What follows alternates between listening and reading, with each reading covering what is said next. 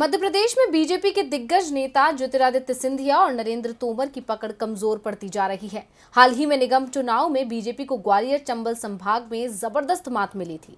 अंचल के दोनों निगम बीजेपी कांग्रेस के हाथों हार गई थी। इसके बाद निगाहें थी निगम में सभापति के चुनाव पर। परिषद में बहुमत बीजेपी का था, इसलिए बीजेपी की जीत आसान मानी जा रही थी, लेकिन जो परिणाम सामने आए हैं उसने बीजेपी की जमीन एक बार फिर से हिला दी है। ग्वालियर नगर निगम में कांग्रेस 57 साल बाद अपना मेयर बना पाई। कांग्रेस के हाथों मेयर की सीट हारने के बाद बीजेपी के लिए सभापति पद बचाना नाक का सवाल बन गया था।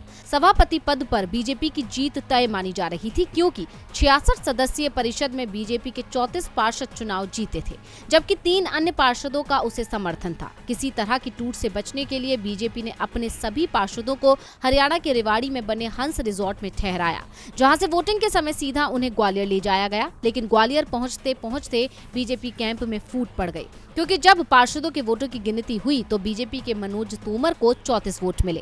कांग्रेस ने अपने वोटों की संख्या तो बढ़ाई, लेकिन कांग्रेस उम्मीदवार लक्ष्मी गुर्जर 33 वोट ही ले पाई। परिषद में 66 वोट पार्षदों के और 1 वोट मेयर का था। बीजेपी 1 वोट से किसी तरह से ग्वालियर में सभापति चुनाव जीतने में तो कामयाब हो गई, जबकि पार्षदों की बाड़ेबंदी की कमान ज्योतिरादित्य सिंधिया और नरेंद्र तोमर के हाथ में थी। यानी सिंधिया और तोमर की कोशिश के बावजूद कांग्रेस ने बीजेपी के घर में सेंधमारी कर ली। दूसरी तरफ केंद्रीय कृषि मंत्री नरेंद्र तोमर के संसदीय क्षेत्र मुरैना में मेयर की सीट हारने के बाद बीजेपी सभापति की सीट भी हार गई। कांग्रेस की ओर से राधारमण दंडोतिया को सभापति उम्मीदवार बनाया गया था, जबकि बीजेपी ने उनके सामने भावना मंडलेश्वर को मैदान में उतारा था।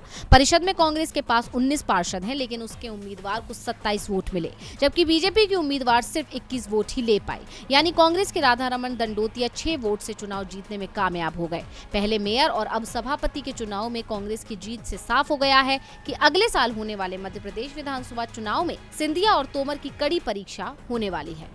डीवी लाइव की रिपोर्ट।